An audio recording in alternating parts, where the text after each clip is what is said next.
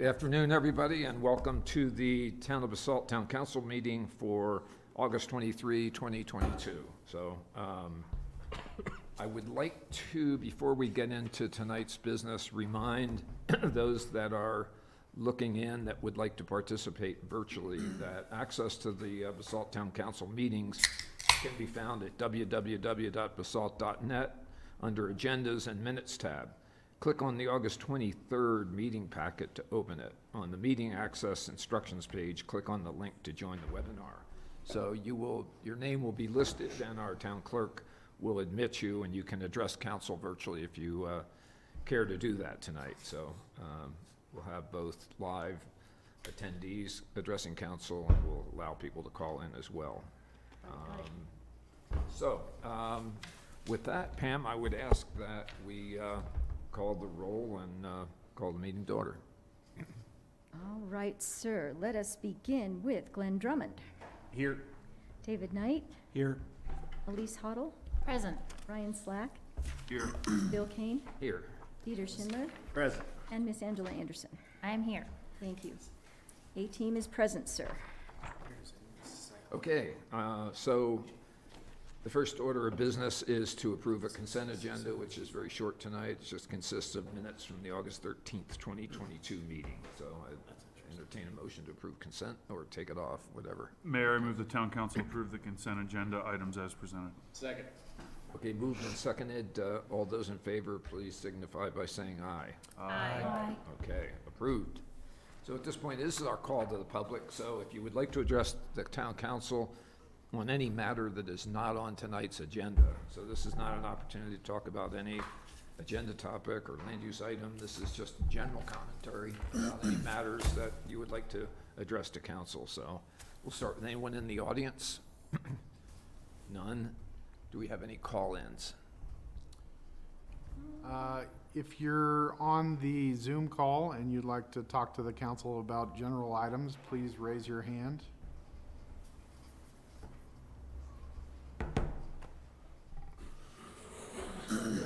Okay, so as is our practice, if you missed it and you call in a few minutes, I'm sure we will arrange to allow you to address council. So, but with that, we'll move on to mayor and council reports and comments. So are there comments from council or reports on any committee assignments? Oh. I was like, I know there was something. What was it? I just wanted to let everyone know that I will be representing the town of Basalt at the Mountain Towns 2030 Climate Solutions Summit in Breckenridge in September. So if you have any thoughts beforehand, please let me know. Congratulations. I would like just to bring light some work that RWAPA is doing on trying to consolidate water use restrictions across the Roaring Fork Valley. I think we had talked about it before, but it was very interesting to hear in the last meeting of some more continued work on trying to get everyone on board in the same, trying to simplify it from Aspen to Glenwood so that everyone kind of is on the same page and trying to do the same thing. So, cool. Pretty important thing that we're working on. Frying pans are roaring right along right now. They're just draining it. I mean, we're into the 15-mile stretch call for protected, and then there's tons of ag releases coming too. And that goes back to her, the head of RWAPA, April, put together a really cool release through all the towns, which Ryan was a part of too. The town of Carbondale, Basalt, Glenwood Springs, I think Snowmass and Aspen all participated in a new release that I talked about last time. But Well, good. I can just report to council on my position on the RAFTA. So at our last RAFTA meeting last Thursday, we had a long discussion about first and last mile strategies. I gave a brief report on Basalt Connect, and that was received very, I think very well by the board. The hand signs were that, bring your application in again. This is kind of what we're all looking for in terms of first and last mile strategies. So that's all good. We also approved the implementation for the bike share program, which is part of the 2040 bike share agreement. And we saw the presentation from Dan Blankenship at the previous meeting. So that's now in place. And so RAFTA still down 15% in drivers, so that translates to, not surprisingly, about a 15% reduction in service and throughput. And you know, there's going to be a pretty strenuous outreach and hiring clinic to try to attract employees this fall for RAFTA. RAFTA's making great progress on acquisition of a number of old lodging properties in Glenwood that will be remodeled and converted into affordable housing for drivers, and that's going to make a big difference. So, but for the foreseeable future, RAFTA is going to be down somewhere between 15 and 20% in terms of the actual ridership capability. So we all ought to be aware of that. So that's it for my report. The other thing I was going to, just a shout out to our Sunday market team, just kind of killing it out there, just really fantastic. And the attendance is great. And thanks for the staff for getting junior hockey, you know, a spot in the park. They really appreciate it, and it's really helped. They've got a lot of kids signing up, so that's a great deal. So other than that, that's it for me. Okay, so with that, we'll turn to the manager's report. No report, Mayor. What's that? No report. No report. No. All right, well, that's quick. How is that possible? No, Yeah. things happen. That's cool. We can all go home? Yes. Done. That moves us right to item 6A. This is continued public hearing and second reading of ordinance number 17, series of 2022. An ordinance of the Basalt Town Council, Basalt, Colorado, approving a planned unit development PUD amendment for Willits Town Center, Lot 1, Block 1 PUD, commonly referred to as Willits General Store, to allow for a medical and retail marijuana store. Michelle, you think you got this? Yeah, good evening, Mayor and Council. For the record, I'm Michelle Tebow, Planning Director for the Town of Basalt. This is the second reading of Ordinance 17 to approve an amendment to the Willits Town Center PUD. As this is the second reading of the ordinance, I'll be brief in recapping the application for the benefit of the public. The site is located at 701 East Valley Road. It's Zone C3 with a PUD overlay. The Willits Town Center PUD was adopted prior to the 2012 legislation that legalized marijuana dispensaries.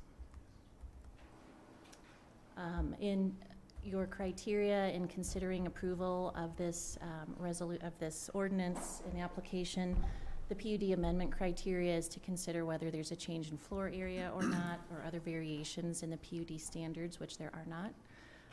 Whether the use is allowed in the underlying zone district, which is C3, the use is allowed. And again, that the PUD was drafted prior to the legalization of marijuana facilities. In the Land Use Code, Section 16190 outlines the criteria for medical and retail marijuana dispensaries. These items include restricting visibility of the product from walkways, limiting signage, creating buffers between designated schools, parks, and such. This criteria is all met within the application. The closest park to the subject location is Triangle Park, which coincidentally is about 202 feet away. It is not listed as one of the specific parks that needs to have this buffer, but staff will come back per council's recommendation at a later date with a code amendment to include it in that buffer. And the applicant has offered a voluntary community benefit, not required, based on their sales to provide a cash contribution to TACA on this sliding scale shown on the site. There have been no changes to the application since the prior reading of this ordinance, and so I'm happy to take any questions if you have any. Any questions, council or Michelle?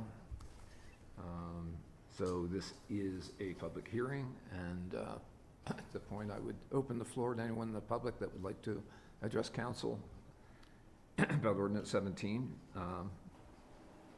And we have the Anyone calling applicants on here. We've got Jody Edwards and Matthew Schifrin. Okay. Jody, you're unmuted if you'd like to speak. Thank you. Can you hear me? Yep. Yes. Good. Thank you all. Thank you, Michelle. We are perfectly happy with the ordinance as written and have no comments other than the draft I have has paragraph 8 still at 0.05% at the first level of the voluntary contribution. Michelle's slide was correct. It's 0.5%. And other than that, thank you very much. Any questions of council? Matthew Schifrin's also has his hand up. Matthew, do you have comments for the council? No, no comments. Just here to answer any other questions that council might have, but thank you for your time. That's it. Okay. Council, any questions for Michelle or for Jody Edwards or the applicant? Mayor, I move the town council adopt ordinance number 17, series of 2022 on second reading. Second. If I may, would it be with that amendment to With- the with 0.5%? Amendment to section 9, modifying it back to, as the slide was shown in the presentation, to 0.5% of cash contributions to COG between 1 million and 2 million net sales. Second. Okay, been moved and seconded. Pam, please call the roll. Absolutely. Let's begin with Elise Hoddle, Yes. Ryan Slack, Yes. Bill Kane, Yes. Dieter Schindler, Yes. David Knight, Yes. Angela Anderson, Yes. and Glenn Drummond. Yes. Motion carries unanimously. Thank you. Okay. Thank you next very order of much. business. Thank you. Thank you. Thank you, Jody. Next order of business, item 6B, this is continued public hearing and second reading for ordinance number 14, series of 2022. An ordinance of the Town Council, Town of Basalt, Colorado, approving rezoning to the Community Serving Commercial CSC Zone District, CSC Final Plan Application Review, and associated development review actions to construct a grocery store and 67 residential apartment units, and associated improvements on lots A and E of the Basalt Center subdivision. So we have applicants. And Mayor, I'll be recusing myself. Okay. Yeah, thanks. So James will lead the discussion, then we'll hear from the applicant, and then we will be taking public comment. So with that, James, you have the floor when you're ready. Thank you. Staff suggests considering the next two items together because they are related.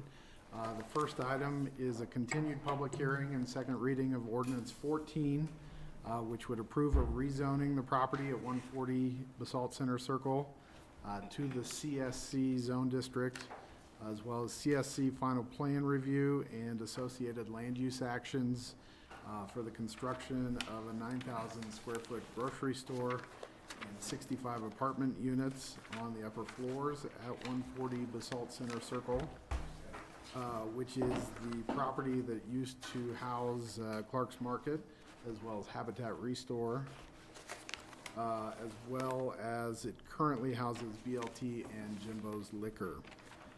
The second item that's being considered is a continued public hearing and second reading of CSC Zone District Code amendments to allow for the pedestrian connections from the BCC property to Midland Avenue, as well as the Frying Pan River, to be phased when a developer doesn't control the property adjacent to Midland Avenue or the river, as is the case with the proposed development. As a reminder on process, this is the final plan review stage, which entails a council review of an ordinance after considering a recommendation from the Planning and Zoning Commission.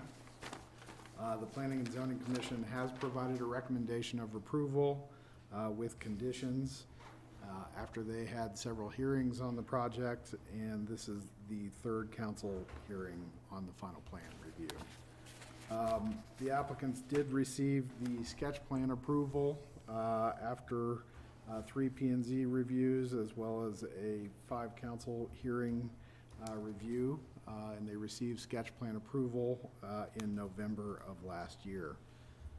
So this evening, staff would suggest that council hear a presentation of adjustments to the final plan application from staff and the applicants, take public comments once again, and then council could provide comments and consider the ordinances. At the last meeting, the council did hear adjustments to the application. And so those adjustments included revisions to the west elevation of the development, as you can see here, and was in the packet. Council at the last meeting identified that there were significant improvements to this elevation, but council wanted to see details on the other elevations, and the applicants will present those details this evening as part of their presentation. The residential program, as was noted at the last meeting, was adjusted down to a total of 65 residential units when 4 of the studios were removed and 2 one-bedrooms were added in their place. This is recognized in the draft ordinance that you have in your packet. As you can see on page 72 of the ordinance in the packet, we've got the 65 units that are included. The applicant has maintained the affordable housing mitigation of 17 deed-restricted category units, and 40 of the units are proposed to be primary residences for their tenants. And all of the units have been maintained as having 6-month minimum leases. And this is recognized in the draft ordinance. It's on page 79 in your packet. Other discussion items at the last meeting and updates related to traffic. The town staff provided the traffic report in the first reading packet. And the applicant's engineer explained the traffic report and suggested that there would be a reduction in traffic expected by using traffic engineering standards due to the reduction in commercial from the current on-site commercial space that exists. The ordinance contains several transportation demand management strategies, or TDM measures, and they include expanded WeCycle. They include potential car share spaces for future car share, as well as green initiatives and green ride surcharge requirements that are included in the ordinance. And you can see those measures on page 81 of your packet. Other topics that were discussed at the first reading included the process to change the anchor uses that are required in the future if the applicants chose to try to change the anchor use from a grocery store. Staff included a condition that was built into the ordinance that would require, if they wanted to change the anchor use in the future, that they would have to come back to the town council. And the Planning and Zoning Commission was supportive of that. It's condition number 3 in your ordinance. If council were to disagree with that, there's also an alternative condition that you could substitute in, which is this alternative condition in yellow for number 3. That would allow the applicants to revert to a different anchor use in the CSC zone district. But once again, the ordinance built in change going back to the town council. Other topics that were considered at the last meeting included the timing of the commercial grocery related to the timing of the housing. There is a condition built in, which is the same condition that was at the sketch plan approval, that requires the applicant to have a lease with an operator for a grocery in place, as well as to put up a financial security for the tenant finish of the grocery space prior to the issuance of a CO on the residential component. So that's the condition that's built into the ordinance and that the Planning and Zoning Commission supported. Staff does have two alternative conditions that council could consider if you were not comfortable with the primary condition. There's condition 4A that you have in yellow, which is an alternative condition. It would allow the residential units to be CO'd before the grocery. The P&Z thought there was merit in discussing this concept due to the housing issues that we have, but ultimately the P&Z went with the condition that was at sketch, which required the lease with the operator and the financial security before the residential could be CO'd. Staff also added alternative condition 4B for consideration. This came out of the council's discussion at first reading. There were several council members that were interested in whether there could be the potential for a condition similar to the restaurant condition in Basalt River Park, where if the grocery was not provided in a certain timeline, that the applicant would be required to pay the town funds. So that's represented in condition alternative 4B, if council did not prefer the built-in condition from sketch plan. Other updates relate to the sanitary sewer. The applicant engineer, Sopris Engineering, has done an analysis on the sanitary sewer system. It was determined that there is one sewer length that is in the Midland Spur right-of-way that has capacity issues, regardless of whether the BCC project is built or not. And so the applicant's engineer has recommended that the applicant do a connection to the south side of the four-way intersection, which is called the lightning bolt. There's currently a sanitary sewer line that goes through the Basalt River Park and is in the Midland Avenue right-of-way. And Sopris Engineering has recommended connecting the sewer main from BCC to that sewer main. It would allow for the town to get rid of a sewer main that goes across Lions Park.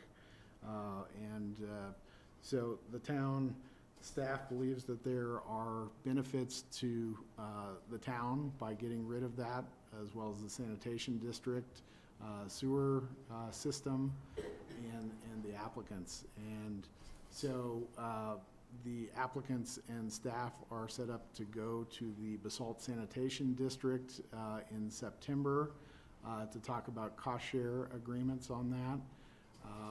And there's a condition that would require the approval to be contingent on council's acceptance ultimately of a cost share agreement on the lightning bolt connection. We do have Sopris Engineering, I believe, on the Zoom in the audience to answer questions on that. Finally, we do have a license agreement that's in your packet materials for use of the parking that is in the Midland Avenue right-of-way. This is Two Rivers Road. This is Midland Avenue. There are some parking spaces that are actually in the Midland and Two Rivers Road right-of-way that are being used by the BCC. There's a draft license agreement. The town attorney still has some items to iron out with the HOA on that. So staff would suggest, if the council is interested in approving the ordinance 14 this evening, that you could make an adjustment to the conditions based on the suggested revision that you have at your seats, which would basically require the license agreement to be executed and finalized before the applicant records their development documents. And that's if you chose to approve ordinance 14. The staff would recommend this evening hearing an applicant presentation on the adjustments to the elevations and other comments, and then taking public comments, as it is a continued public hearing, and providing council discussion and consideration of the two ordinances. Very good. With that, I'll stop sharing my screen here and load up the applicant's presentation. Thank you, James, and thanks to all of you for your time tonight. We will, as requested in the last meeting, we have a few updated views of the building, which we'll share with you tonight. But I wanted to touch on a couple items that just discussions we've had in the last few weeks since we were last before you all. We've done a lot of community outreach, and we were talking to different people in the community, and a couple topics kept coming up, and I want to make sure we address those just as a reminder of how we got here. Tim and I were trying to count the number of public meetings we've been to, and I think it's 15 or more. And that's several rounds of planning commission, several rounds of council, several rounds of Bach and Post, and we were unanimously approved by both Bach and Post. We've also attended several HOA meetings of the Basalt Center Circle Association and received favorable votes from our neighbors. We've been in the public process for almost 18 months. And as one commenter in our last meeting says, we think the process is working. Our goal has been to respond to a zoning overlay for this property that was approved unanimously by a prior town council. Through the months of our process that we responded to public feedback so that a project goes above and beyond what the zoning originally called for. Our building was 3 stories, whereas originally 4 that was allowed by the zoning. We're at 25% rent capped housing versus 15% that was called for in the zoning. Priority for our affordable housing will be for commercial employees and first responders and educators. And Bach particularly appreciated the diversity of housing that our inventory will bring to Basalt. For parking, our projects bring at least 55 new parking spaces in the building footprint, and with the reduction of commercial space, free up over 30 parking spaces in our HOA lot versus the status quo. The lot layout will be modernized and importantly be actively managed to ensure that spaces are available for shoppers and residents. Our neighbors, the HOA, have supported our proposal for a reason. Our project will make the neighborhood better than the alternative of simply re-tenanting almost 30,000 square feet of commercial that exists today. Traffic impacts remain a question for some, and we've got our traffic engineer available tonight if anyone has any questions. As we discussed in prior meetings, the car trips from residential uses are less intense than those from a 30,000 square foot retail store because residents tend to come and go for work and come home versus commercial shoppers that come and go throughout the day. And that's why our study showed a significant reduction in traffic. For further assurances, our study was reviewed and accepted by CDOT, who take infrastructure capacity very seriously. We're excited about our commercial concept and believe it will be complementary to our residential program. Tim has been very active in Basalt commercial for the last 15 years, and we are very confident this location will become an activated gathering place for Basalt. As was discussed in our sketch plan, a market study was commissioned by the town and the current building holder, and it concluded that a neighborhood scaled grocer would be viable in this location. Finally, as we demonstrated in previous meetings, we have significant public support. We've got quite a few letters. We've had people that have attended via Zoom or in person, and that includes multiple former council people, several former mayors who, if you know your history, rarely agreed on anything or much, employers who recognize the need for the housing, younger people who appreciate that housing needs to be available for those who cannot yet afford a home, one locally raised architect who wrote a master thesis on this property, and many others who were participating in the years of public master planning that led us to this meeting. So with that, I'll turn it over to our design team to share the updated views. Thanks, Andrew. Thanks, everybody. Appreciate all your time again. And we just want to quickly just go through a few more views. Scott, would you introduce yourselves? Oh, I'm sorry, Okay, Scott other- McHale with Z Group Architects. We have an office in town, and happy to present again. Thanks, everybody, for your time and understanding and looking at our proposal. Again, we're just going to go through quickly a couple new views. I think that at the last meeting it was asked, could we see kind of the rest of the building? So we have two more views that show the south and the east a little bit better. Again, with the revisions that we talked about, adding canopies. James, we can go to the next slide, please. So I'll show it on, I'll point to this screen, and you guys can see it. Again, on the south view, so again, as we extend down with the auto entry, and this is the east side with the motel. But what we've done is we have added canopies and under the walk, so it's covered walkways all around the building now. So we've extended the walkway out here. This is a piece of the railroad architectural design element, and then we've got the sloped awnings that we had before with the rusted metal that we can see there. As well as when we bring those across, those will include lighting. So there was discussions about safety levels and what that would be. And so basically around the whole building is we have covered awnings. As we can see some of the rainstorms that we've had lately, it's nice. Just like walking down Main Street, Midland right now, where with the covered awnings do a great job. There'll be lighting underneath, that'll be safety lighting levels. It's all dark sky compliant, so it won't be obnoxious and over bright. As well as the parking garage is open behind the screening elements, so we'll be able to see into that, so that it'll, provide a great amount of safety with it. Also, we wanted to point out is there have been some discussions, but we have another slide will show it, but this shows that when we look at it directly, where the walkways go between the units, this is actually stepped back 8 feet, and then it's 9 feet 2 inches wide. So there's actually a gap through the building. And when you're standing up on Two Rivers, you can actually look through it from end to end and look through the building and see the other end. So there's glass on both sides where the walkway is.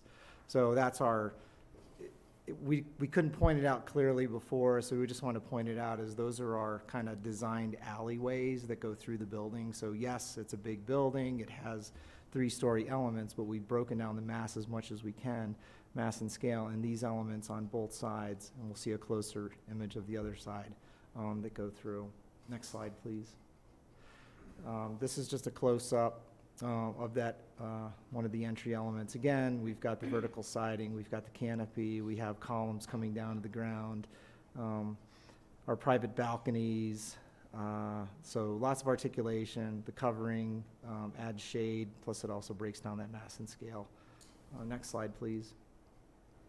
This is the other side, where this is the kind of the alley gap. These were taken off of from the alley, is it Luxinger, between Bernard's, basically, and that's the design inspiration is, and this one's 8 feet, step back, and then it's a 6 feet wide. But again, it's glass on both ends, so you can see through the building.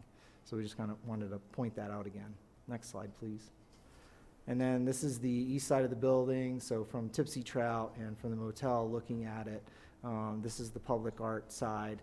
We've, again, shown more of the brick detailing that we've included in the project. We've added a cornice to it to, again, just add that more detail level that we didn't provide before. We have a stepped back corner unit. And then here, what you can't notice is this is the change where we took 4 studio units, which is basically a pack like this, and converted that into 2 one-bedroom units. What happens with our unit plan design is it takes those 4 studios and then actually sets them back. So that's now 1 bedroom and a 1 bedroom, but it pushes it back 8 feet, pushes it back beyond. So that has given a lot of pause and relief to the motel there. So now there's a bigger, so to speak, opening as it goes next to the hotel. So we feel this is a pretty significant difference in what we had before, and makes it a much nicer space for everybody. As well, from the Midland side, that will be noticeable, including that. Again, more of the covered walkways. There'll be lights on the art. There'll be lights on these covered awnings as well. So if that opening between the motel and our building ever do open up as a public walkway, we've prepared for it, and we hope that it can happen in the future. And I think that's it. last slide. That's it. Thank you. Okay. Does that conclude your remarks? Tim, you have? It does, Mayor, yeah. Okay, thank you. Well, with that, this is a public hearing, and we'd like to open it up for public comment. A lot of faces have been here for our meetings. This is our 8th public hearing, so a lot of this is not new for people in the audience. Again, we will take comment from those who are physically present, and we'll also take comment from people that are calling in virtually. So we'll be taking calls, and our town clerk will keep track of calls. And we'll be in a holding room, a waiting room, and then we'll be admitted to speak to council. So with that, the floor is open. I'd be pleased to acknowledge anybody that would like to come up. Larry?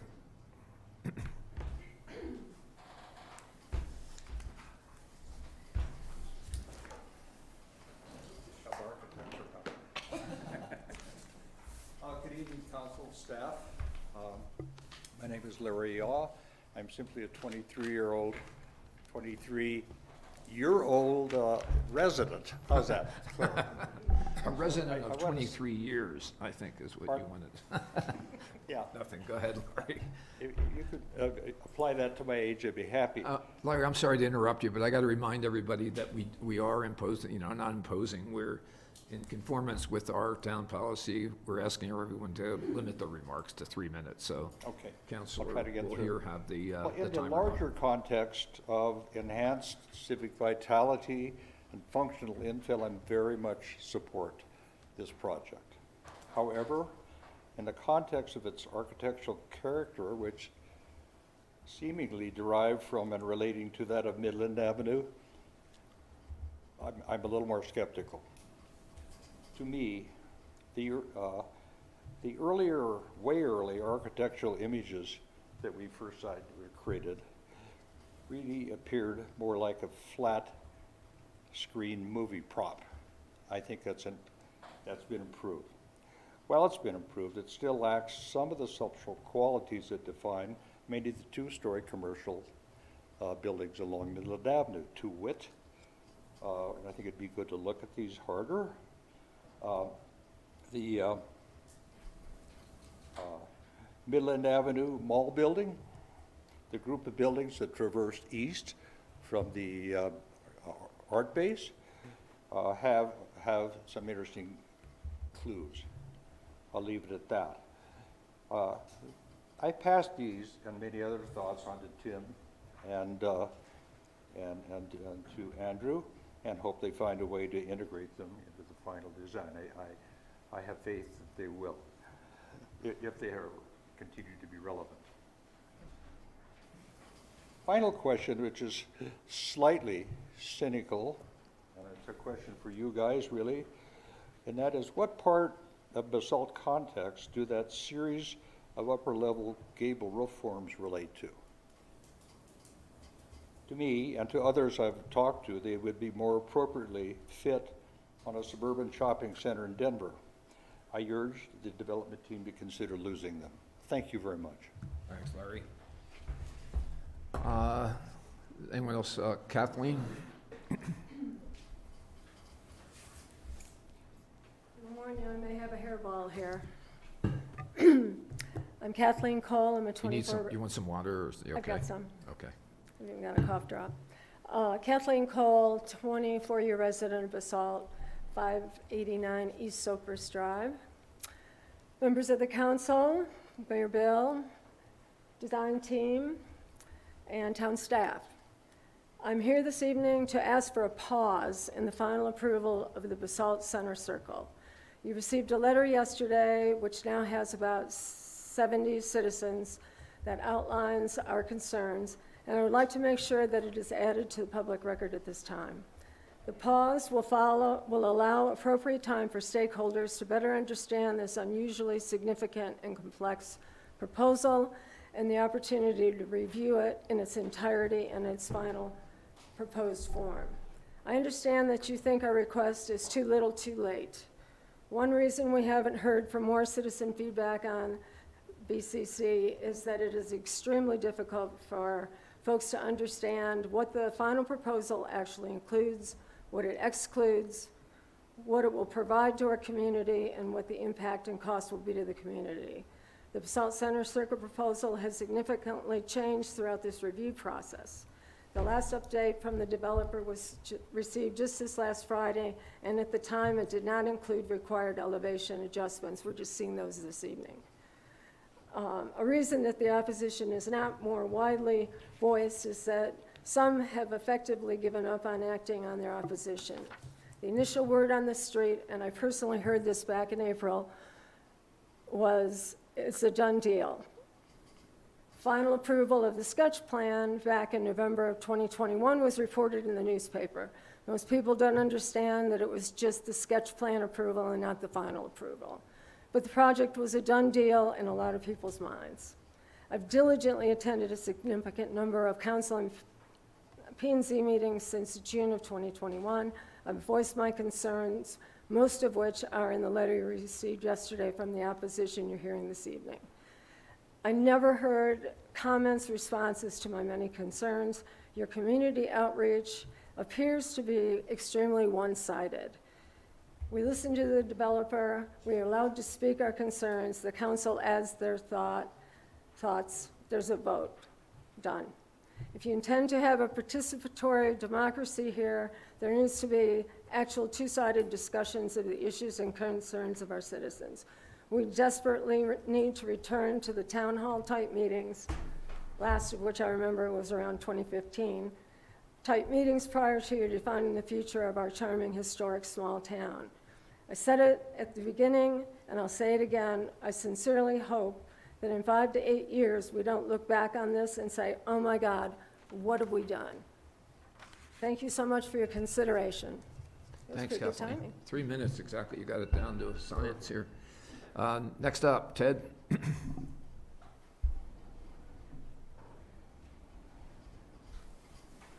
have some copies of this, although I think you were given. We received them, and I think Okay, we then read it. I'll save the paper. I think we've all read them. My name is Ted Guy. The BCC proposal does not qualify for the CSC rezoning. The application states it complies as a retail anchor. It does not. The master plan requires 35,000 square feet of non-residential area. This has 9,000 square feet. It fails to meet the master plan. The grocery store is no longer promised. Roxy's has said they're not interested. 9,000 square feet is too small. The grocery was the driver for the retail anchor master plan, so this fails on that. The maximum units, according to the master plan, were 52. Now we have 67. That fails. These small units, as 440 square foot studios, are not housing for permanent residents. It feels more like a short-term seasonal employee warehouse. Another master plan option for this area was to build a parking structure to alleviate downtown parking shortfalls. This development provides only 1 car per unit, while the average occupancy based on Aspen for a studio is 1.25 people. That leaves you about 20 cars short. Therefore, there's going to be more cars than they're telling us there will be. According to their sketch plan application, the indoor parking spaces assigned to the units are not included in the cost of their rent. We don't know from what limited information we got whether that's still a feature of this plan or not. But if you have to pay to park underneath, they're not going to park underneath. Without compliance with the master plan, the rezoning cannot happen. If it is approved without compliance, a lawsuit would overturn the approval.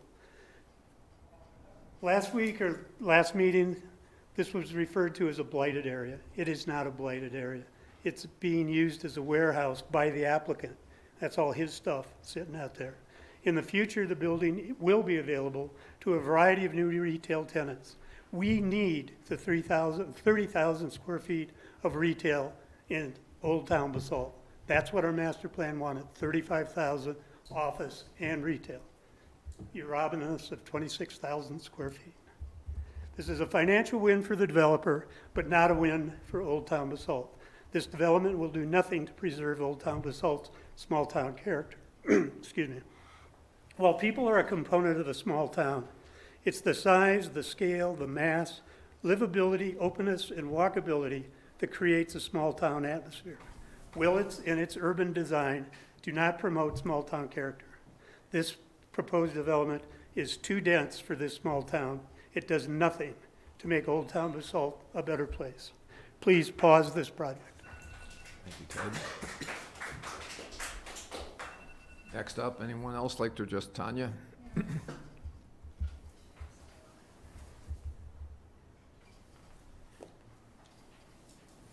So, I'm sorry to interrupt you.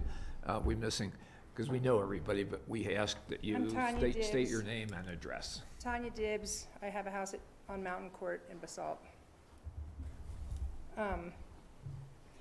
So far, the town council response to community feedback of the BCC proposal has been incomplete. Prior to final consideration of such a large and significant proposal, the community deserves a thorough analysis of the following. Traffic. A comprehensive and thorough traffic study should be conducted. It should include cumulative impact of traffic generated by the BCC proposal and also include the traffic effects of the soon-to-be-completed Basalt River Park residential project, the 155 units the council just approved 2 weeks ago, the tree farm across from Whole Foods, and countless other developments in the final approval stages here in Eagle County. Parents coming from Basalt, from these residential developments to drop off their children at schools will have a tremendous impact on our four-way stop, which is already clogged up. This proposed project with 9,000 square feet of commercial space and 65 residential units would create traffic that far exceeds anything downtown Basalt has ever experienced. The developer's assertion that the project will result in a net reduction in traffic is implausible. To be credible to the community, the traffic study should be commissioned by the town of Basalt. To be fair, the cost of the study and its recommended traffic solutions should be borne, at least partially, by BCC developers. Solutions recommended by such study should be integral to the BCC development and not seen as a future mitigation measure. As for the affordable housing component, the number of free market residential units and commercial space in the BCC proposal would create far more demand for affordable housing than the units it creates. The idea that this proposal is an affordable housing asset seems extremely unlikely. More likely is that it will be an affordable housing liability, a net loss. There is no local resident requirement for nearly 40% of the units. We can all imagine how this might be abused, as would the 6-month minimum lease requirement. The 17 deed-restricted category rent cap units shall include an occupancy priority for the developer's employees. This is a benefit to the developer. It would be at the cost of the community. What will the likely lease rates be, and what assurances are there that the developer will be held to these rates? As for the grocery, the early commitment of the developer to a grocery was a primary reason that many in the community were interested in the original idea. However, now that the developer is backing away from that commitment, this appears to be a bait and switch built directly into the proposal. We know that at least one Valley grocer considered but rejected the opportunity, I think based on the square footage available. The effects of this proposed development on the community may create far more significant problems which will persist over time more than any perceived blight. The developer's cure is worse than the perceived disease. Thanks, Tanya. Thank you. Next.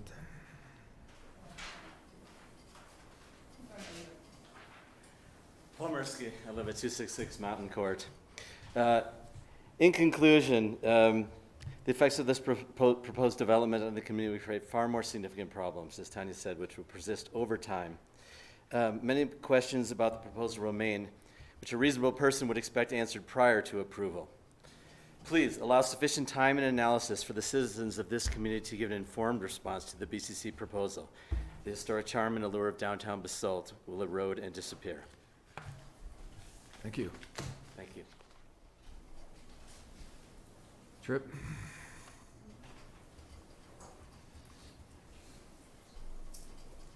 Hi, my name's Trip Adams, and I know most everybody in this room, have worked with most everybody in this room, and have a relationship with most everybody in this room. To the council, you guys have an arduous task. I respect everything you guys are doing. It's a tough deal here. What I want to do comment about is, I've been in development and construction for over 50 years. I have a home here that I own. I have a commercial piece of property that I own up on Riverside. I have a business that comes out of here, and I've been here for 22 years. This town is a reason I moved here, because it was quaint. It was a place that you wanted to be that felt like you were at home. What I'm seeing getting ready to happen is a complete face change for what's going to be small town Basalt. It's going to turn into, take a look down at Carbondale and what's happening in Carbondale, go down that and see what's happening there in the traffic, and that's not a place I want to be anymore. I know we need all these types of services that are being discussed in this proposal. I get it. But I do not see, in all my years, being able to jump ahead and not do independent traffic studies, housing studies, as well as parking studies. We have a horrendous problem in this town for parking, and we're taking it away in the new master plan. And we're talking about changing the zoning instead of the applicant changing their building to meet our zoning. I know there's a push and a pull, but this is a huge project, and it's going to change the face of this town forever. There's no going back once you make this decision. And it's a tough decision. It's a really tough decision. But the quaintness and what we have as a small town and the character is going to go away. And I really, really ask that you guys think carefully about this, that you take a pause. I don't understand what the rush is here. You know, if you were in Aspen, you would have to go through this process for a long time, ask the hard questions, have independent studies, and really dig in and see what is it really going to affect here, the parking, the traffic. It's a nightmare right now, and it's not being addressed. And so I ask you, I plead with you guys, take a chill pill, pause, get independent studies from you guys to really make sure this is going to work in the right way. Something's going to be there. I guarantee it will be.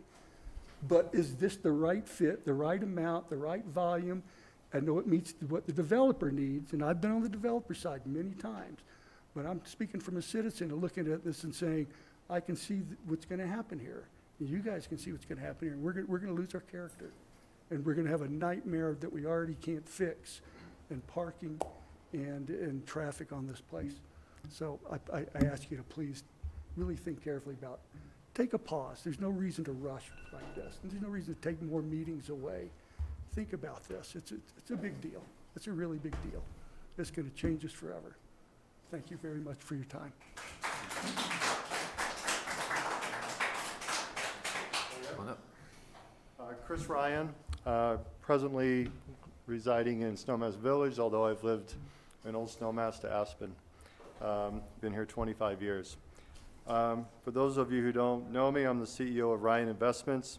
We're a local investment advisory firm and have been serving many clients throughout the valley for 21 years from our Aspen office.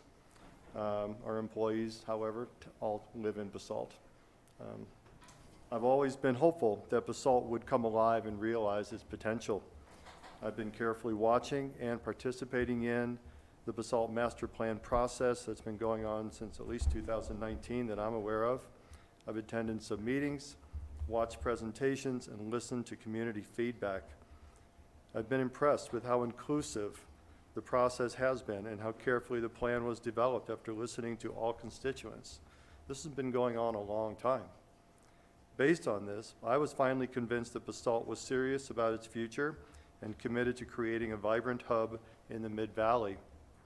For this reason, we have decided to open a Basalt office and are under contract to purchase office space on Two Rivers Road. We want to be a part of the new vibrancy in town. This Clark's project to us is an important part of building vibrancy in Basalt.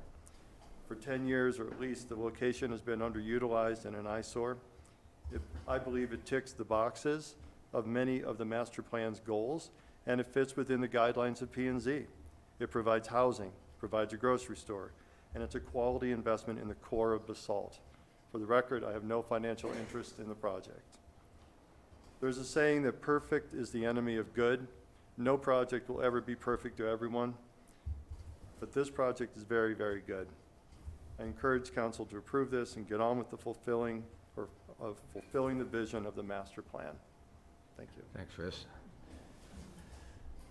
Anyone else? Next up, David. Long time no see, man.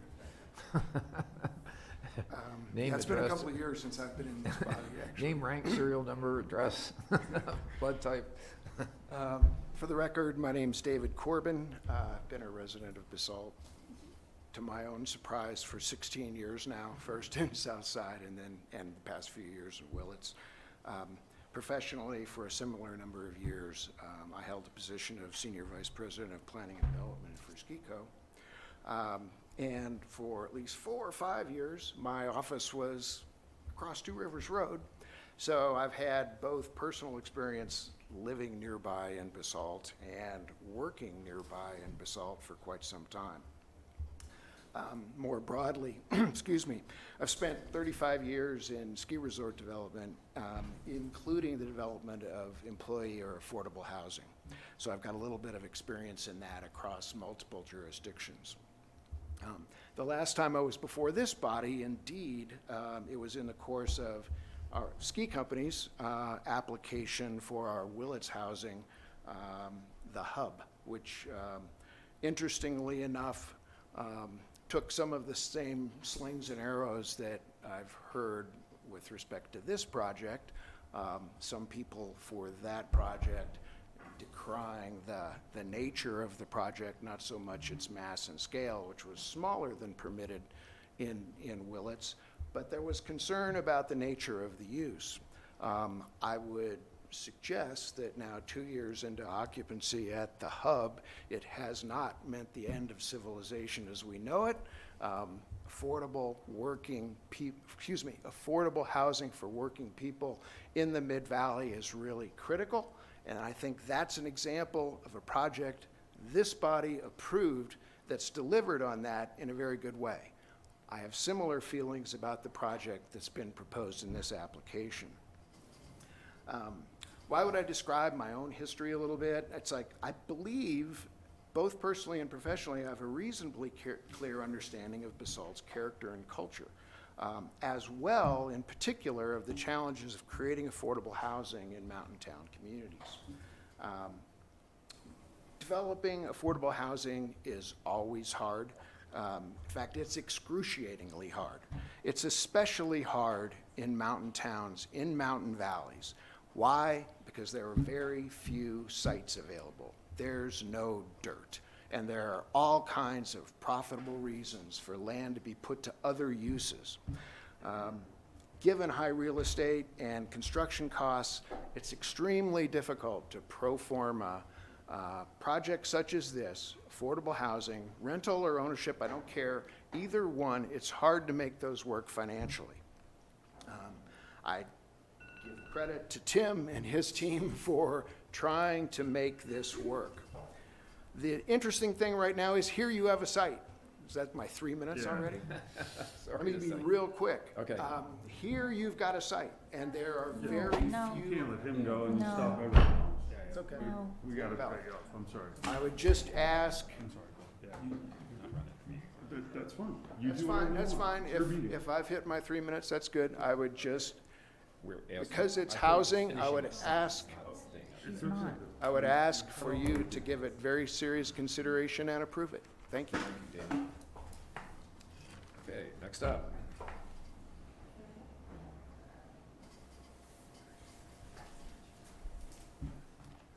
Good evening. My name is Andrea Morales. I live at 8207 Elk Lane. I'd first like to say I 100% endorse the letter drafted and sent by Douglas Kinsley and Kathleen Cole. There were many Basalt citizens who signed their name to it and request a pause in the Basalt Center Circle process. That being said, I am deeply alarmed there continues to be the elephant in the room that's getting completely ignored and pushed aside, the traffic study. The Belinsky and Light team said they would conduct a traffic study of the impact of the four-way stop sign. That continues to be totally neglected and dodged every time it's brought up to the Belinsky and Light team. So much so, they tried to pass off essentially a parking study as a traffic study through CDOT. I would have fully assumed the town council would not budge until this element was satisfied, but the potential impact is falling on deaf ears. It seems to also be ignored the devastating parking situation of full-on market and 65 new units, units that do not have 65 parking spaces allotted to them, are going to have on our small town. It's too presumptuous to assume there will be any tenants that do not have cars. People don't live here because they want urban sprawl. They live here, stay here, and have migrated here because they love the small mountain town feel. The beautiful scenic mountain town it still is, but is becoming devastated because of greedy builders who want to continue to make a fortune, urbanizing small towns without any consciousness of the giant footprint they leave behind. It's just another build to add to their portfolio that lines their pockets no matter how profoundly they change the landscape, and not for the better. I'm not saying to do nothing. I'm saying to do something better than this.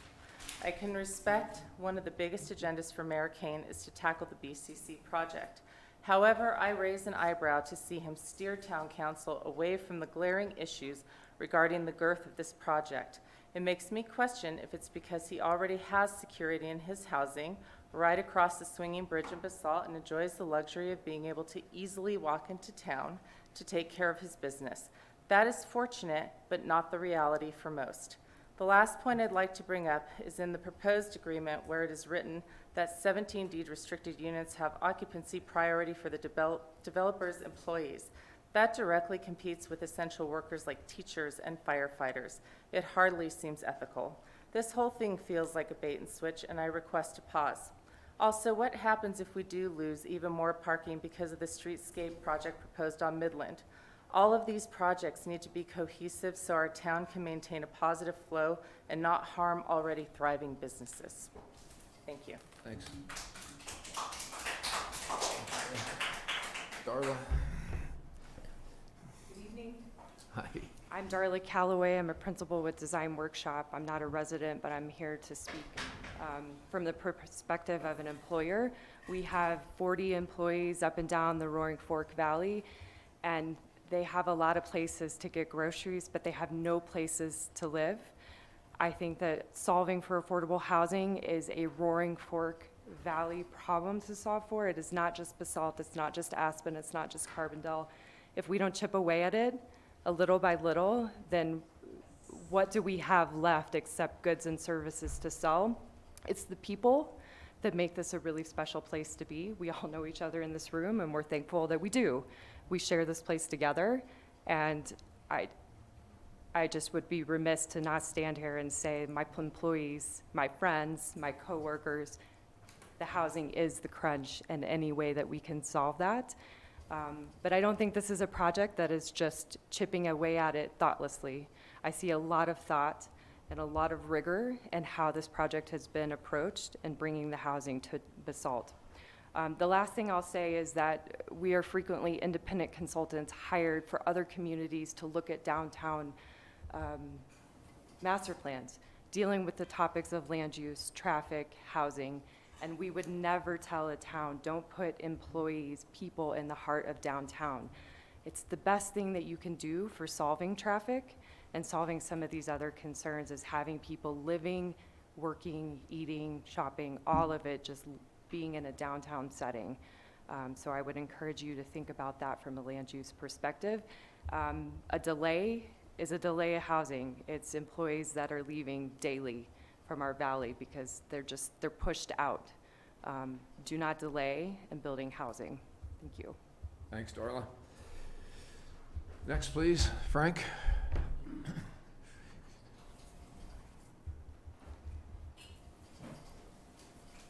I'm Frank Taverna. I live at 405 Oak Run Road in Carbondale. I'm the owner of the property that's looking to get redeveloped. We've been looking for a long time for a developer of this property. And finally, we have one that stepped forward willing to take on this project. This is a project that's been long overdue. Sooner this property gets redeveloped, the quicker the town can realize the vibrancy everyone has been looking for. This is a big project. Don't underestimate the risk involved. This team has demonstrated they're willing to take on that risk, and they've demonstrated a successful background in development. They're locals, and they can successfully create a great development. This project deserves to get built. Thank you. Thank you, Frank. Next up, anyone else? Rick?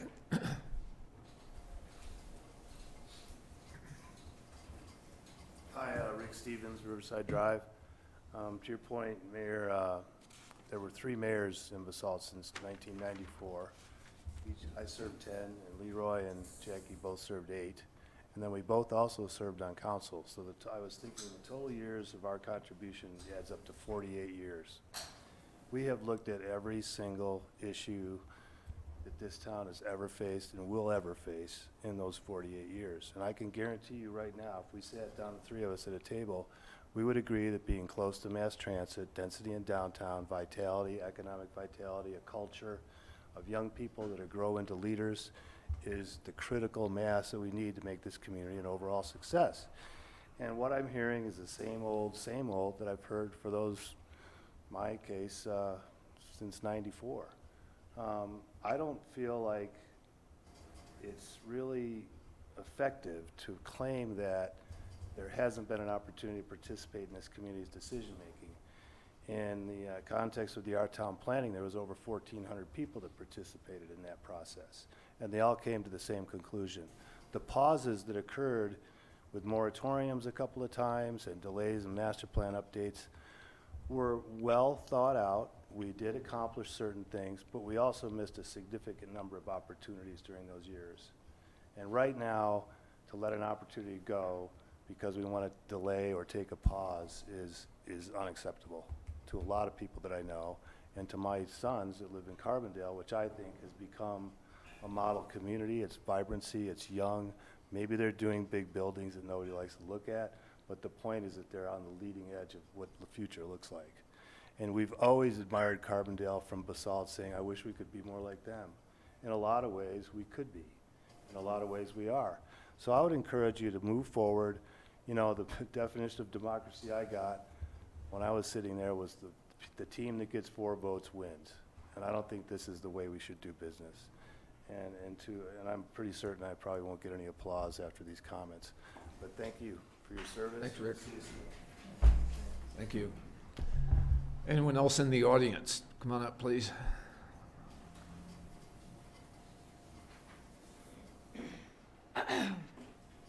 My name is Vicki Johnson. I live here in downtown Basalt. I know some familiar faces, some not.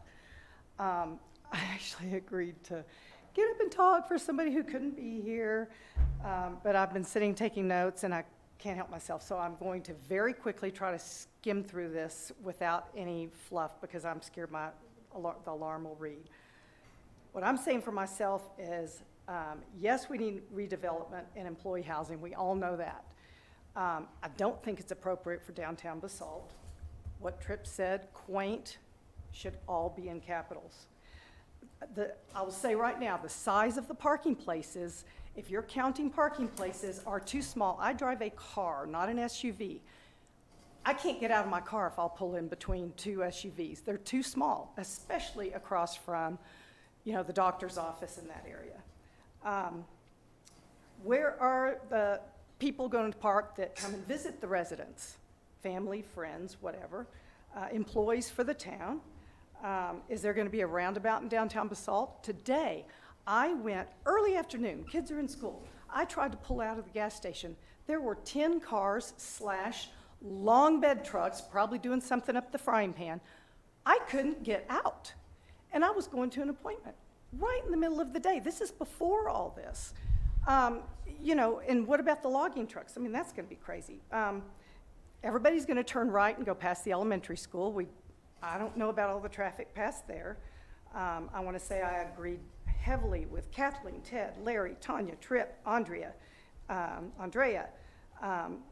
and Okay, so I'm going to read what my neighbor said, and I hope I get to some of it. Her son, Dylan, and this is from a younger person's perspective, partly too. First, I look forward to the development of Basalt Center Circle. He grew up here. My concern is preserving the best parts of Basalt as a unique, small mountain town. Considering affordable housing and housing in general is a problem. High density in downtown historic Basalt is not the place to solve the problem. The town council predecessors worked hard to allow growth and keep the charm of our town. This project is not following that pattern. Willits was developed to handle density, at the very least, decrease the amount of units by 30 to 40%, not to mention adding possibly 200 residents to downtown and what that implies to our police and other public services. And that's from him, young man in his 20s. You know, I second what all of those other people said. I won't waste any more time except for please just take your time. Tonight doesn't have to be the night. I mean, like one of the last people said, this can change our town forever. And just, that's why we moved here. Thank you. Thank you. Anyone else from the audience that would like to address council? Okay, with that, then we would turn to our virtual attendees to see if anyone would like to speak tonight, pro or con, however. So it looks like Fiona Hagest is maybe first up. So Fiona, the floor is yours. If you would unmute and take it away, you're going to have 3 minutes. Fiona, you're muted. If you can unmute, you can provide comments. Fiona, you're muted. You got to click your unmute button.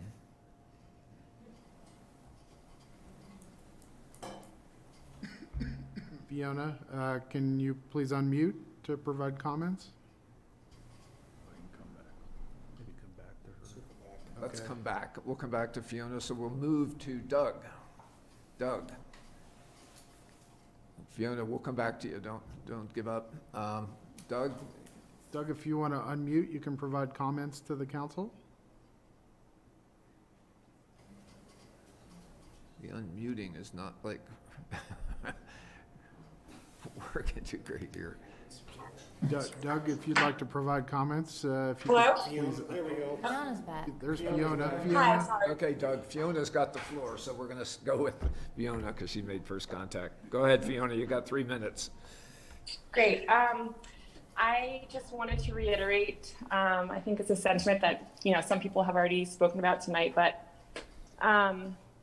these are, you know, Andrew is local, invested in our community. I think it's really incredible that he's taken on this project that obviously has been sitting stale for many years now. And I just want to express that I support it, and I understand that some people have reservations, but I think that no matter what, we're growing, and to grow with someone who's been so thoughtful and considerate of all the changes that have been asked of everyone, I think that we should, you know, support him, and I'm for the project.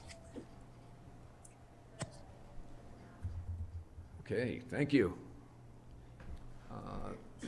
Next up, we'll go back to see if we could hear from Doug. Doug, if you could please unmute, you could provide comments to the council. Doug, we're going to put you on the sidelines. We'll try Beth Mobilia and see if we can get Beth online. Beth, you're got the floor and you're unmuted, so go for it, please. And please give us your name and address, please. Beth Mobilian, 2018 Arbor Park Drive. Because they're like holding on the door handle. The dogs. No, not right yet. Fiona, can you mute again? Yeah, sorry. Oh, sorry, Fiona. Thanks.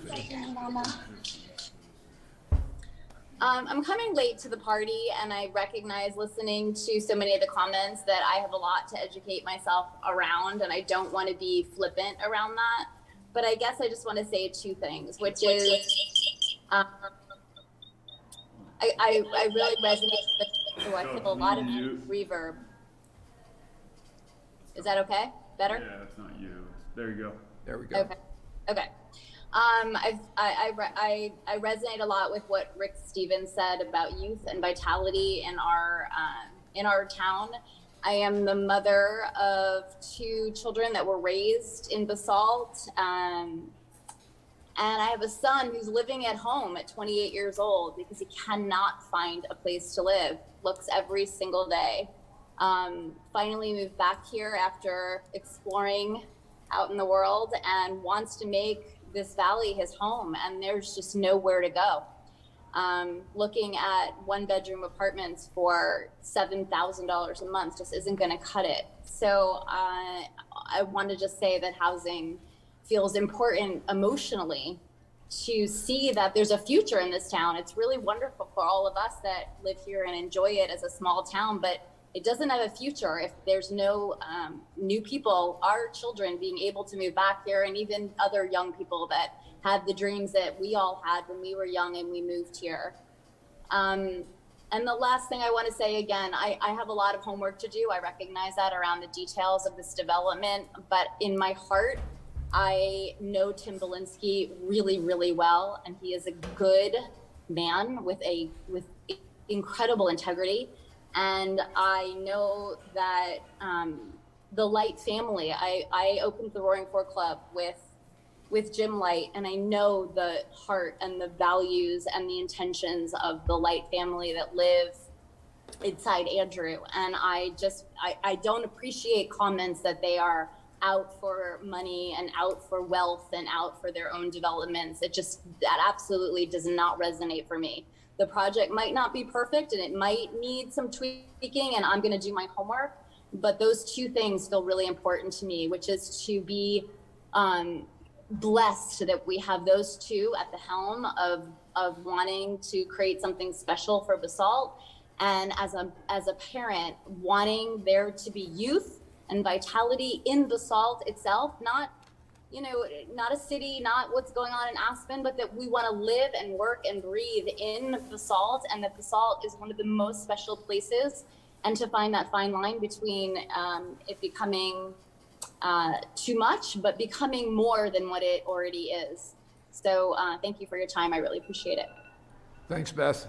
Appreciate your comments. So Doug's here now. We're going to go back to Doug. Good evening. Sorry about the earlier technical difficulties. I guess I'm suffering from retirement. I just would like to thank everybody that's presented Would you give us your their name and address, please, before you address? Doug Kinsley on Soapers Drive, 635 East Soapers Drive. Great. Thank you. Just would add, constituents that have asked for a pause in this process have been told we are coming in late in the game. As this development in historic Old Town Basalt has changed over this process, several key factors have been allowed to stray outside of the guidelines originally proposed. They have all been very well outlined here tonight. The grocery store, the traffic study, the avoidable housing laws have all morphed and changed over time. If we are late to the game, perhaps this is a large part that the majority of the stakeholders here all assume the town of Basalt was looking out for our interests. Hold the developers to the originally agreed project. This has not happened. A grand mistake has not yet occurred. Shovels have not been turned. We respectfully request a pause in this process for a proper review. Thank you for your time. Thanks, Doug. Next up, Virginia Leffler. Virginia, if you could please unmute, you There can we go. provide comments. There you go. Can you hear me now? Yes. Thanks, Virginia. Please give us your name and address. Hi, I'm Virginia Leffler. I live on East Soapers Drive. I've spoken a number of times about this. I just wanted to say I agree with Kathleen and Andrea and all of the people who still don't think that this is the right project for our area. I feel like I hear talk about Basalt not being vibrant. We are vibrant. It's a great town. It's a wonderful place to be. I don't think we want to be Willits. I don't think we want to be Carbondale. I've not heard people say we want to be Carbondale. I just don't want y'all to forget that at the beginning of this, a year ago, I presented probably 20 to 30 letters and signatures, mostly from teachers and people who would want this kind of housing, and they do want this kind of housing, but they don't want it in the middle of Basalt in a gigantic building. I know it needs to be developed. I still think the scale is too big. Let me think, hang on just one second. This is gonna sound silly, but when I got married, my dad said to me, right as I was about to walk down the aisle, you don't have to do this. And I'm saying to the town council, I know it feels like we're really far down this road with them, and maybe we can still work with this developer, make it smaller and make it more appropriate for our town, but you don't have to go forward with this as it is. Thank you very much. Thank you, Virginia. Who's up next? Heather. Heather, please come on and unmute and tell us your name and address. Hi, Heather is here, and this is Jerry Thomas. We live at 650 East Cypress Drive. Can you hear us? Yeah. Yes. Okay. Just real quickly, I'd like to kind of straddle the fence. I find it a little unusual that a number of the people who advocate for this project don't mention that they would really support a traffic study to try to identify exactly what impact, or at least approximately what impact this will have. We often cannot find parking spots down in town. We are fortunate enough to live close enough to walk to town for restaurants and so forth. So we enjoy that fact. But the reality is that the traffic impact of this needs to be studied very, very carefully. And it is concerning that those who advocate for the project, and I am not against the project per se, are not really asking or agreeing to a pause for the purpose of a traffic study, because this, nobody's going to tear this down once it's constructed. And the problem, it will be too late to solve the problem then. This is a tiny little town. There really is no other place where I could see additional parking being developed. So I would really strongly encourage a study of the impact that this development will have on traffic in our town before we proceed. And I would encourage those who also support the development to also support that approach, because I feel like it is critical for us to know what that might look like as we make this decision. Thanks very much, everyone, for your time. Thank you. Anyone else on that list? No, nobody else has their hand up at this point. Okay, so that brings us to a conclusion of the public hearing portion of the meeting. So at this point, at 7:30, I will close the public hearing and ask for comments, discussion, questions of council for staff or the applicant. Do you guys want to respond to like traffic study, parking? Yeah, I think so, to the extent, first of all, I'd like to say those are very thoughtful comments. I think that, this is small town character in action. This is the process working. This is helpful. I hope that that remains in place all the way through. We've been listening, we've been reaching out, we've been trying to engage as best we can, and we will continue to do that. So this project will continue to reflect as best it can all that we're hearing, and that's our charge, to respond to what we're hearing, both positively and negative. As it relates to some things that we just want to make sure the record is straight on, there was a comment that the developer, that's actually Andrew and I only, we don't even have an employee, would have some access to the housing units. That we don't. We would never take such a stance.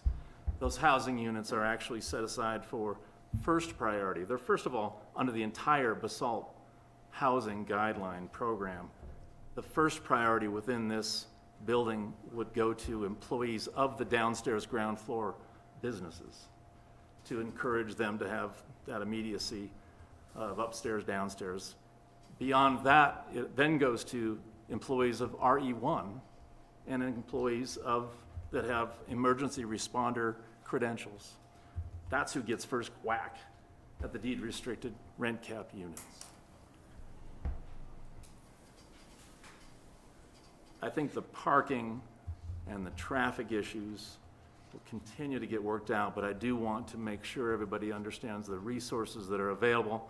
We have the traffic engineer, FHU, on the line right now, Paul Brown. It doesn't sound like we have any specifics other than the concerns that there hasn't been one, and of course there has been. It's something that the team can speak to if there's anything more specific about the issues of a traffic study having been produced. And beyond that, I think we're ready to go in terms of your comments, please. Are you referring to the traffic study that is just comparing what used to be there and the traffic that was generated from the old business to what is today? It's the one in the binder, yes, Angela. Right, Yeah. okay. I see maybe why that doesn't sit so well with people, because it's saying there's gonna be a reduction in traffic from what we've now agreed is a blighted area that isn't generating the amount of traffic that's in the study that you're comparing it to. If I may respond, we're comparing it to the alternative, which is putting a user in the existing buildings. Okay. Which is just zoned for that use and would be re-tenanted. Okay. So I think the status quo of it being empty and blighted is not one of the Okay. choices. It just sounds like people are already having issues with the traffic as it is currently, right? And it's not being used to its fullest potential. So I understand why people want to see that. We do traffic too, report. and you live out in the Willits neighborhood, and Yeah. we've studied traffic out there multiple times, very intensely, also using FHU as the engineer. It's an emotionally charged topic because it's very personal to what that person's experience may be, but there are approaches that are engineered and certified engineers who are qualified to do these things. And, I recall the alarm and concern about the traffic at Willits never, making, that it'll be a collapse, it'll never work, there won't be parking, the traffic will be out of control. It's fully built now, as you know. It works. On certain days, certain times, it's congested, of course, but on the whole, it was projected to be what it is, and it's played out. So we have that experience to pull on right now, too. One clarification on parking, the tenants don't have to pay for it, right? The way the ordinance is crafted or described is that anybody parking out on the parking lot would not be paying for those spaces. And if there was parking, the parking that are 55-plus spaces under the garage are available to be charged, and sometimes it makes sense to do that. But we have not said they don't. We also aren't, at this point, resolved in terms of whether we would. Parking is something that, in this community, people won't pay for because they'll just simply park somewhere else or just avoid it. So it's more of a downtown urban environment where parking for a fee is something that is actually a useful way of monitoring and controlling it. I think what's important also is that we will have an on-site property manager for the residential, and so the parking will be actively managed. I mean, chaos in parking is not good for our tenants or good for the commercial businesses. So I think that's important for us that it's actively managed.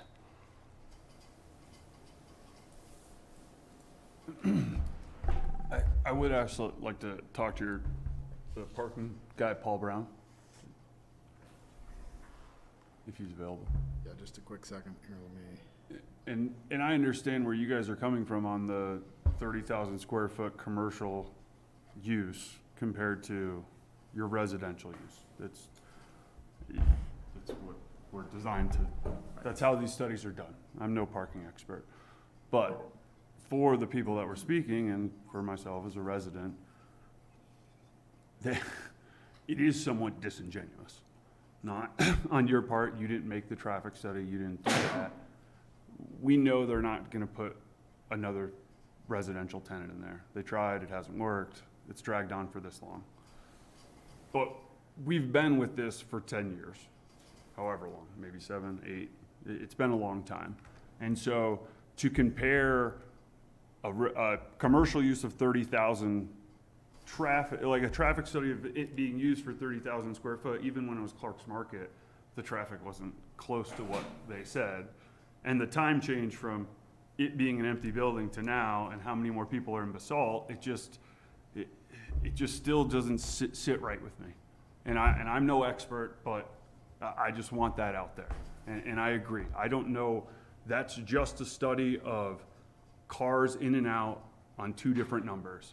That has no bearing on the amount of cars that are going down Midland, that are going down Two Rivers Road. And so this is on a hard 4-way stop intersection. And I just worry about that.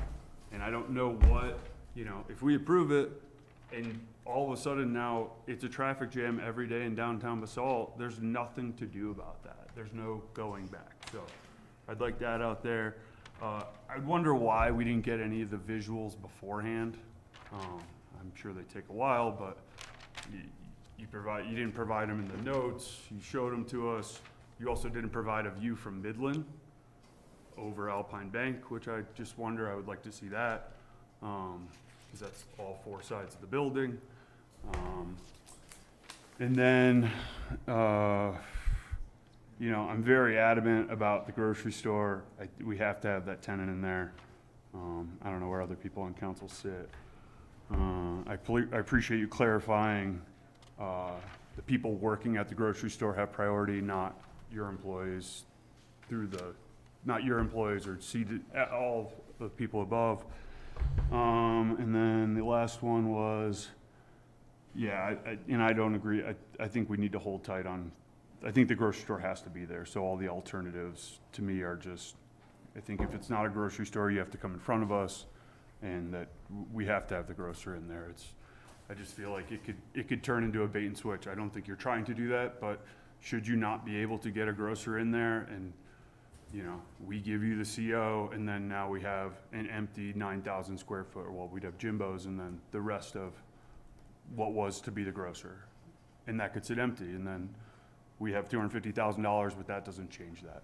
So I just wanted to put that stuff out there. And I thank you guys. I mean, you guys have been very acceptable and you've listened and you've made corrections, and I do appreciate that. Yeah, the elevation from Midland, can it be flashed up? Yeah, I'm trying to find it. We have provided it in the past. We haven't shown it recently because we have provided it. Let me see if I can track it down. But didn't you change the other sides too? I mean, you went and adjusted. So is there no change then on the Midland view, I guess would be the question? I mean, if you added all this other stuff on the 2 other sides. There's no reason to change that side. It's part of the U with the parking. So it has the same units. There's no awnings on that side. There's no pedestrian walkways. No walkways. Yeah. James, it was in the August 9th packet. Can you just draw? Well, if it's the same, that's fine. I think I was kind of curious too, It was because in I our thought August 9th I packet. thought we James is gonna asked pull it up, so. Yeah. if it was going to change at all. I just didn't know if there were any changes. It was all August. We'll look at it. May take a second here. James, you can flip through the rest of that. There are slides after that, after the thank you. There were? Yeah. Does it include Want to come over here? the one that's being requested? So it's not-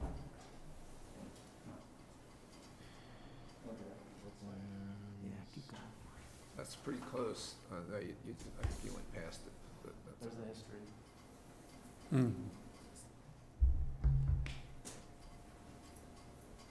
Well, if it hasn't changed, it's fine. I just know you guys made changes on all of the I think it's worth sides of the seeing building. again, though. I think it's a valuable question. I think it would be worth taking a look at. It caused a change in the building, that view. We wanted to bring it down after we did that. I don't have vision. it. So it's an Yeah, important. I think it was further up maybe. I but- think the Midland elevation was early in that.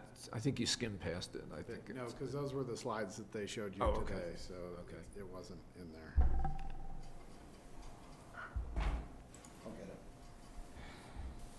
Keep going. Okay, so let's keep talking. We'll get that up. I just wanted to say I Peter or agree. David, or I agree with Ryan about the tenant needs to be in the grocery store. Like, we need to have the tenant secure. I agree with you about that. And I also agree with Mr. Yaw about the gabling of the roofs. I do like a lot of the changes that you guys have made. and of course, he would be the one to be able to point out what still doesn't sit right, like, to my eye, but it is the roof. So those are just my design comments. Good. Yeah, as far as alternative conditions, the only one that I'm supportive of is the one we just got on this evening on the tables. The rest of them, yeah, like stick, like we said earlier, with what was passed by P and Z previously. Just to address that now. And what's the alternative condition you're referring to? Is that the license? The license Yeah. agreement. I would have to support P and Z as well. Overall, I just want to make the comment because I hear Willits and I hear Basalt. It's Basalt. There's East Basalt and there's West Basalt. We're all one town. We all live here together. I live in the barbell of Basalt, the kind of dead zone in between the two, but it's still Basalt. So it's, but just because Willits is a little bit different, it's still a really good area, and there's still, I guarantee half the people in this town love Willits. So try not to bastardize it, because it's not a bastard. You guys have been great to work with. This process has taken us a year and a half, and this is a compromise, and that's how these things worked out. Like I said, perfect is never gonna happen, but it's a compromise. And I'd be in support of the no amendment for the grocery store, if that's the direction everybody wants to go. That looks like it there, this slide. Is that it? No, that's not the Midland. That's the back. That's part of it. That's though. Yeah, that's the right That's direction. mid, yeah, that's. Oh, the Midland, okay, sorry. I was So thinking there it of is the- from. Yeah. okay. Yeah, that's it. That view has not changed, so the units that have changed are in the trees, you can't see it. So those two units that are shown there with the shed roof remains as it is, and then the inner horseshoe, which what we can see remains unchanged as well. So the changes don't affect this elevation that we can see.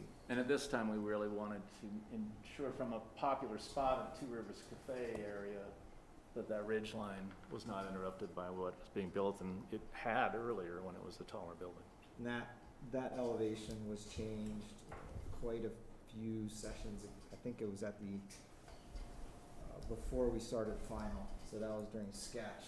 We did a really critical look at it and reviewed it, changed it, after speaking with you guys actually, and then checked the ridge line, and this was the end result of that view.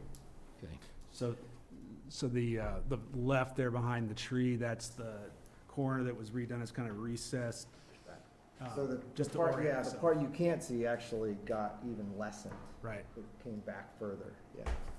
Okay, well, thank you for providing that. Yeah, so I just want to say, overall, I am supportive of this application. I think you guys have evolved the design. It sounds like you'll continue to do some modifications going forward, hopefully, and listen to the folks for some of the minor stuff, but I think you've gotten to where you need to be from a design perspective. We need the housing, and I've heard that multiple times. We all know it. This is the spot you need to have density. That's been said multiple times. This is the right project for the right place. Ideally, it would be the whole Basalt Center Circle being redeveloped in this big but that's not the deal that's on the table. And those folks were not interested in participating, is my understanding, right? So this is, like we heard earlier a couple times this week, enemy of the good, or perfect being the enemy of the good and all that, right? That's kind of where we're at with this project. This is a good project. This is going to improve the downtown core significantly, I believe. I understand where folks are coming from with traffic, but I don't think it's fair to compare it against a building that's not occupied. That's not a baseline for, because somebody could occupy this, and then you'd have what the baseline would actually be, and that's the correct baseline. So at this point, I'm supportive of this application overall. Thanks. I guess I would say that, parking is a concern, but for me, it seems to be a Basalt concern. Maybe, a broader campus than just the parcel we're talking about here. And traffic, you know, I live very close to here, so, you know, I understand. I do appreciate the public comment and outreach that both your teams have done and that we've received in these public comment periods. I am supportive of sticking to the original grocery store requirements. But I think all in all, you know, through the process, I appreciate the response and the iterations. And while I don't think, you know, it's going to be a perfect project, it's a reasonable project of reasonable scope and size for the space. And that's what I think. So I'll just be very brief. I'm with the rest of my counselors. I think we really have a duty to stick by the original condition relative to the grocery store. I think any softening of that would be correctly perceived by the public as kind of a bait and switch. You know, this was advertised as a grocery store and apartments, and we got to stick by that. I just think that's in our interest. I think it's in your best interest as well, parenthetically. So I think, one, I'd like to just say a few words to the many critics and opponents that have been here, you know, through the last 8 or so public hearings. You know, I think all of us feel your frustration. You know, I know personally I've spent probably just as much time sitting where you are out there as I have up here at the table. And the fact is that, and it's not just true in Basalt, it seems that it's true in the world, that all the easy decisions are gone. You know, we just have these decisions.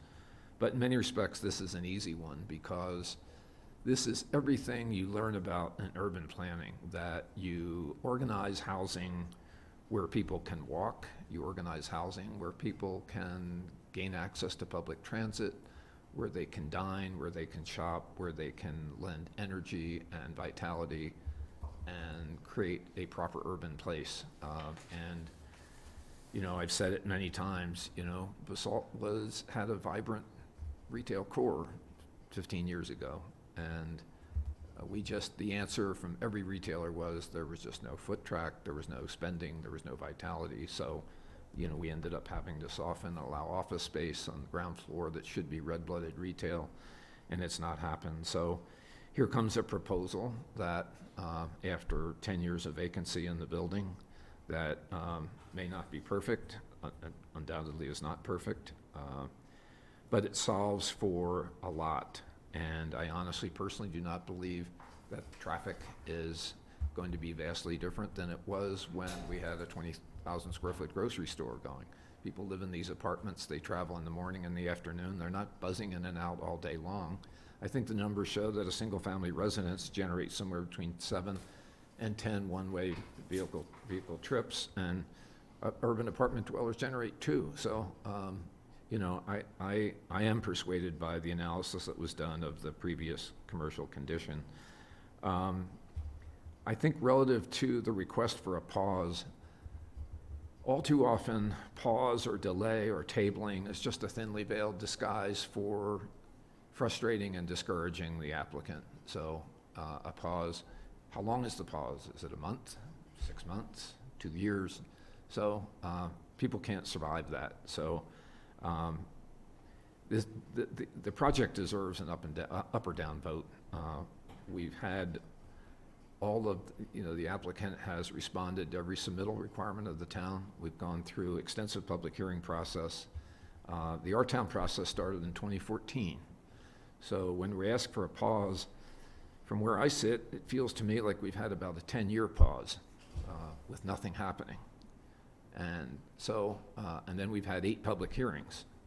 And so I'm not sure what the value of the pause would be. And I don't mean that cynically or anything else. I just think, you know, our duty up here is to preside over fairness and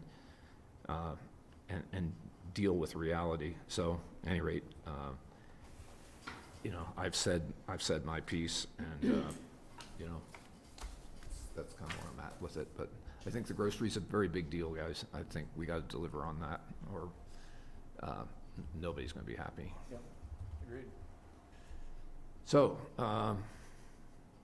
more discussion, motion, where are we? Anybody else have any discussion? Brian? No. Look like you have heartburn. I have a lot of anxiety. That's based on my life. Mayor, I move the town council adopt ordinance number 14, series of 2022 on second reading. Second. If I may, is that with the alternative condition to condition 36 on the license as presented by staff? The parking. License for parking. Yes. Yes, okay. My second includes that as well. Great. Okay, been moved and seconded. Pam, please call the roll. Let's begin with Ryan Slack, No. Bill Kane, Yes. Dieter Schindler, Yes. David Knight, Yes. Angela Anderson, No. Glenn Drummond. Yes. Motion carries. Okay, thank you very much. Thank you to everybody that's come out and put all the time and energy into this, and we're gonna make it as good as it can possibly be, so thank you. And with that, we move on to the next order of business, which is item... We gotta do number 15. We have a second What's that? ordinance. Number 15. Yeah, we need to approve this second ordinance. Yeah. So, Yeah, I'm just gonna put them. continued public hearing. That's 6B. We did, Item 6C. Do we have to do 15? I'm just gonna let it calm down. We'll need a separate motion as it relates to 6C on the amendment to the zone districts. And what about the public hearing? So No, we did a did that. combined public Yeah. hearing on each of those together. Mayor, I move that the town council adopt ordinance number 15, series of 2022 on second reading. Second. Okay, been moved and seconded. Pam, please call the roll. Okay. Let's begin with Dieter Schindler, Yes. David Knight, Yes. Angela Anderson, Yes. Glenn Drummond, Yes. Ryan Slack, No. and Bill Kane. Yes. Motion carries. Okay, so next item is item 6C. This is continued public hearing and second Thank you, reading. guys. Thank you, guys. Thank you, guys. Thanks. Not like this. Thank you. Thank you all. We're on We're on 6D, I think. 6D. We're on 6C. We just did We 60. just Oh, did that. sorry. We're on 6D. I'll have to You're on, sir. And 6D, staff is recommending tabling because the town attorney still has some items to work out Oh, yeah. with the owners association on the license agreement. We received some comments today from the association, and so we recommend continuing this until our What's the next What's the meeting next date? September 13th. September 13th. Mayor, I move the town council continue resolution number 1550, series of 2022 till September 13th, 2nd. 2022. Okay, moved and seconded. All those in favor, please say aye. Aye. Aye. Okay, resolution number 50. On to item 6E, resolution 51, series of 2022, a resolution of Town Council of Basalt, Colorado, renaming the town park adjacent to the Stedman Clinic as Patty's Park. James? Yes. This is consideration of a resolution that would rename the Reed Street Park to Patty's Park. It's the park adjacent to Stedman Clinic between the Hub and Stedman. Staff received a request that's in your packet materials to name the park after Patty Beiser, a longtime contributor to Willits and the Basalt community. The town doesn't really have a policy on naming of parks as memorials. We do have a couple of parks out there that are named after individuals, with Deer Rocks Park being the last and most recent one. That's an example of that. The Parks, Open Space and Trails Committee post was consulted on the request. Post decided not to take a position for or against naming it as Patty's Park, but suggested considering whether there is a need to establish a park naming policy. Staff has identified several options for council. Council could, one, approve of the resolution, which would rename the park to Patty's Park. Or number two, you could table the resolution and direct staff to work on a policy with the post committee. Or number three, council could deny the reso if you felt that appropriate. Okay, thank you. Anybody here publicly? Tim, I know you were pretty close to Patty. Do you want to offer anything? I would if you don't mind. Yeah. Tim Belinsky, 775 Vista High. There's a lot of talk of small town character. Some of this activity earlier has a lot to do with the physical part of small town character, and we've got plenty of debate about that, but there's no debate about small town character when you get to people you know, people you care for, and in this case, a person who was a leader in such a quiet and graceful way and a hard worker, 7 days a week. She brought life into the Willits physical setting in the way that small town character is meant to happen.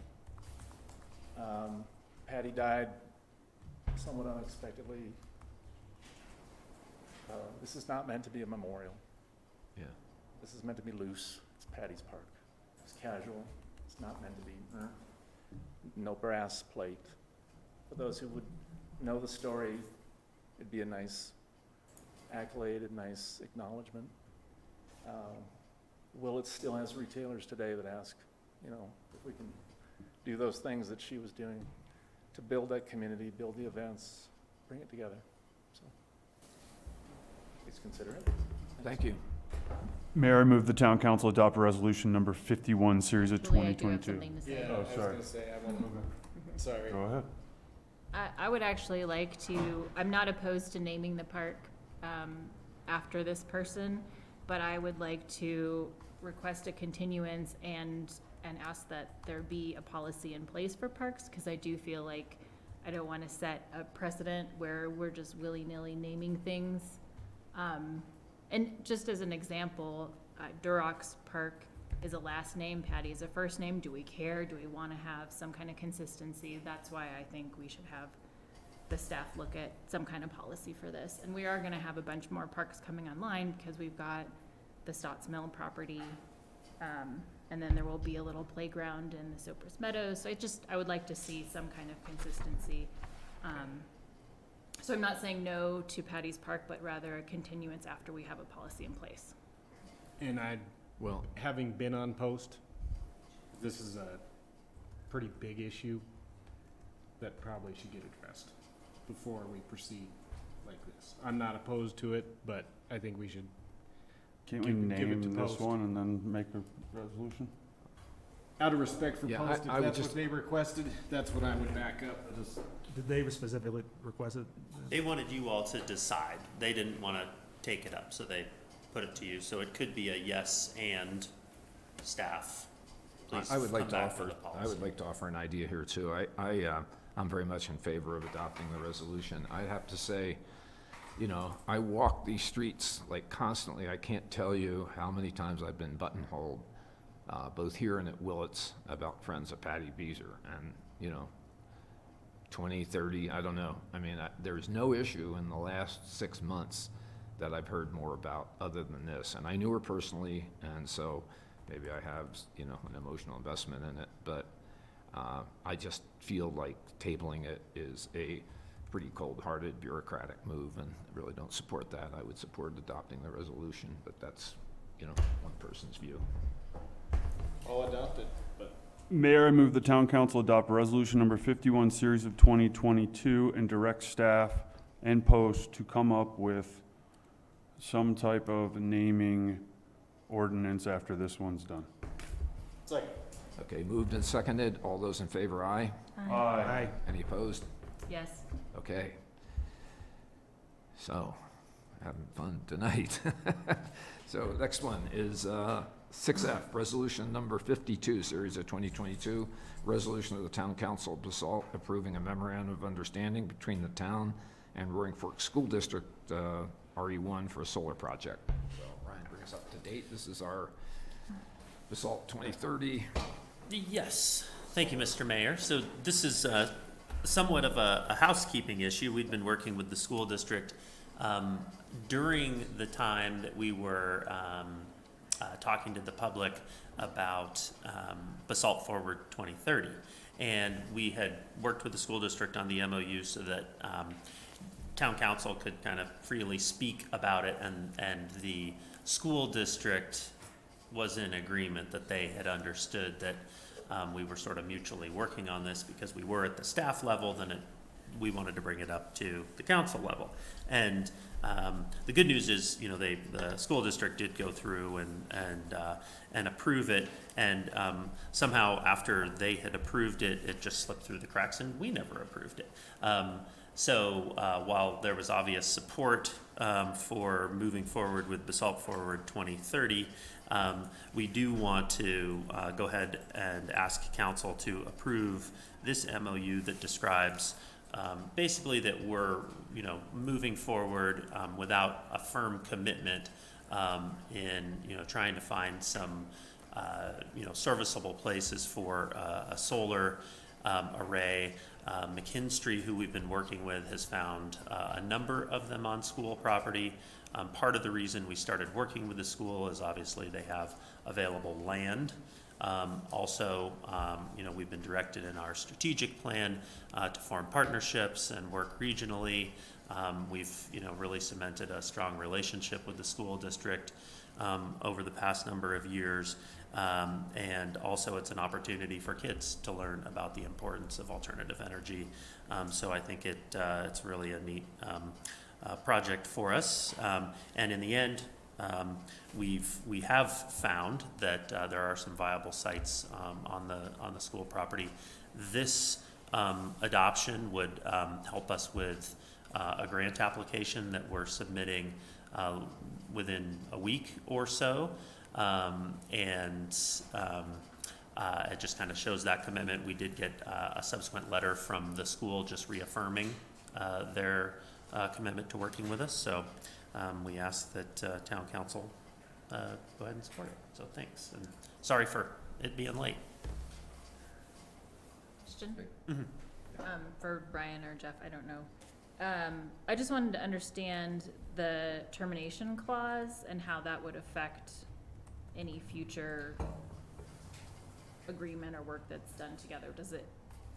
Is this just for pursuing the next step, or would this basically, does that make sense? So this basically just acknowledges that we are rowing in the same direction on the at a conceptual level for, this solar, deploying solar on school property. If for some reason, as they, kind of develop these, sites, and we figure out that it doesn't work, or the school figures out like, oh, the structure just simply can't handle it, either of us are can back out. But, as what we're seeing now is McKinstry is, kind of getting those, the plans for the school. They're, working with the district to make sure that, yes, in fact, these sites do work. They can be viable sites given the structures, et cetera. So there has been no firm commitment by either the council or the school. You could say, nope, we don't want to put it on school. We're going to go look at other sites somewhere else, and vice versa. But if we get down the road to the point where we have agreed to put it on a site, there will be some other contract. Oh, yes. That's what I meant. Yeah, we'd have to come back with like there's a revenue sharing agreement, and there's, the sort of, you have to figure out how these get, maintenanced over time. Okay, Yeah. cool. Thank you. What I was surprised by is and it just seems a little counterintuitive, I guess. I had all along assumed that we were better off massing up the full 0.5 megawatt in one location. There's like an economy of scale with getting this power into one transformer. But that's not so, is it? I mean, basically you're learning otherwise that, we're gonna have like 4 different sites, and Yeah. that works as well or maybe even better. Yeah, it actually turns out that I don't remember the term of art, but when you mass it up in one place versus kind of spreading them out, they see the sort of the massing of it, for lack of a better term, of some sort of a mini utility, and then the revenue that is able to spin off of that turns out to be less than if they were sort of these disparate solar arrays. So it was less advantageous to do it that way, which was interesting, and that's your understanding as well. So. Okay. Mayor, I move the town council adopt resolution number 52, series of 2022. Second. Second? Oh, Angela, thank you. All those in favor, please say aye. Aye. Okay, resolution number 52 is approved. Resolution number 53, series of 2022, resolution of the Town Council of Basalt adopting the Town Council Guiding Principles Handbook. Brian. Yeah, thank you. So I think good way to end the meeting on a high note. We saw tonight, sort of the different discussions and different viewpoints of council, but from where I sit, that discussion was all respectful, and everybody's viewpoints were recognized, and you moved forward to a vote. And the intention of this handbook is really to kind of memorialize how council, in your service to each other, to the staff, and to the public, should go. And so it just is a reminder for this council, which works together very well, and then for future councils. We talked about this at our July 8th retreat, and I think there was unanimous support for what was contained in this handbook. And then it's really a way, and if there's a question in the future, for you to look back and reflect on, kind of help guide some decision making, or reflect on maybe something that was said in a meeting, and you can use that to just help with how you interact with one another. And then future councils, I think, will benefit from it as well. So that's it in a nutshell. Great. Compliments. I thought the thing was really nicely written. I read it a couple times. I thought really well done. So just the right tone. And so very cool. I'm really happy with it. So I agree. It's really well written. Thanks for getting it down on paper. Mm-hmm.